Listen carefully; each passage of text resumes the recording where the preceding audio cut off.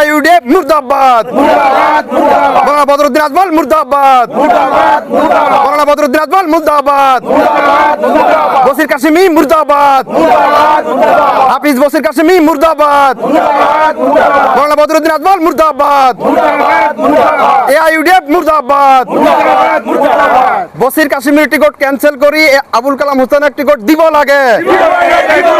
বসির কাশিমির ticket cancel করি আবুল কালাম হোসেনের টিকট দিব লাগে মৌলানা বদরুদ্দিন আজমল হায় হায় মৌলানা বদরুদ্দিন আজমল সেই মৌলানা বদরুদ্দিন আজমল লাই লাই আমি হজরত মৌলানা বদরুদ্দিন আজমল কাসেমি সাহাবক এই মুর্দাবাদ এইখানে আমি তেখেতক মুর্দাবাদ দি আছো যে আমার কূপ গোৱালপাৰা 14 নং কূপ গোৱালপাৰাৰ স্থানীয় তথা আমার মৌলানার বদরুদ্দিন বসির কাসিমক যখন টিকিট প্রদান করেছে তেখেতক আমি চিনি নাপাওঁ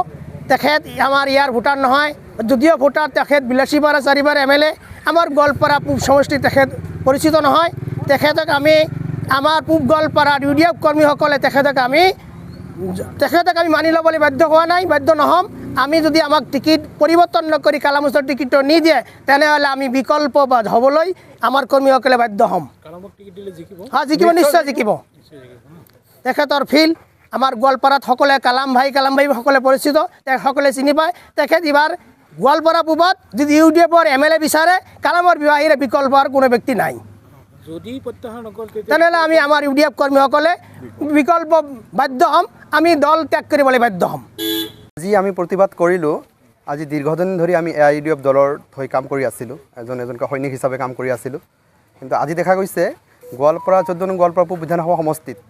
আজি যিটো প্ৰেক্ষাপট আপোনালোকে যদি চায় আজি এনেকুৱা এটা বঁটা বলিছে যে আমাৰ AIUDF দলৰ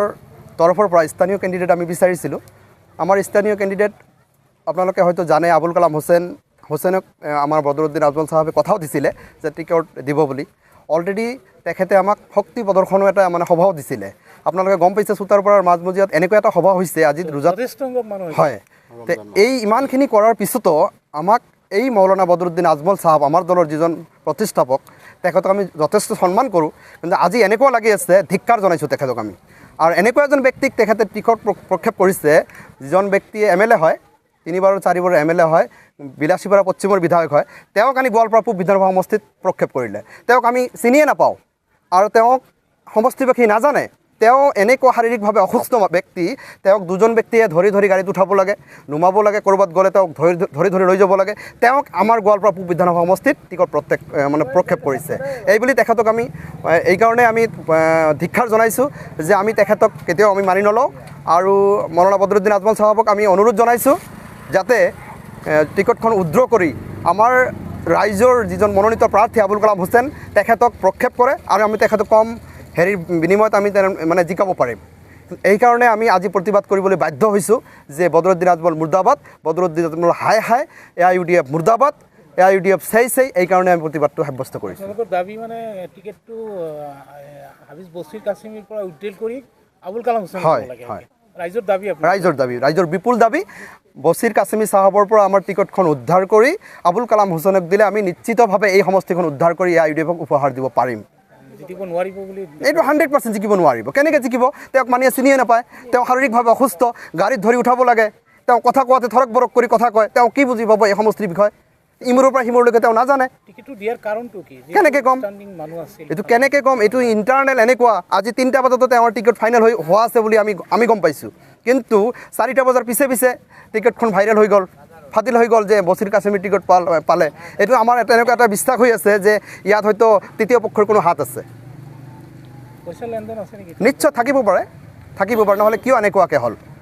ৰাইজে যিজন ব্যক্তিক বিচাৰি আছে তেওঁক নিদি দ্বিতীয় ব্যক্তিক টিকট প্ৰক্ষেপ কৰিলে নিশ্চয় ইয়াত কিবা আদান প্ৰদান আছে মোৰ বিশ্বাস আজমলক এই আহ্বানে জনাওঁ যে আজমল সাহেব যদি আপুনি সমষ্টিটো উদ্ধাৰ কৰিব খোজে তেনেহ'লে যিজন ব্যক্তিক আপুনি টিকট প্ৰক্ষেপ কৰিছে সেইজন ব্যক্তিৰ পৰা টিকটখন উঠাই লওক উদ্ৰ কৰক আৰু যিজন ব্যক্তিক দিলে সমষ্টিটো উদ্ধাৰ হ'ব তেখেতক প্ৰক্ষেপ কৰক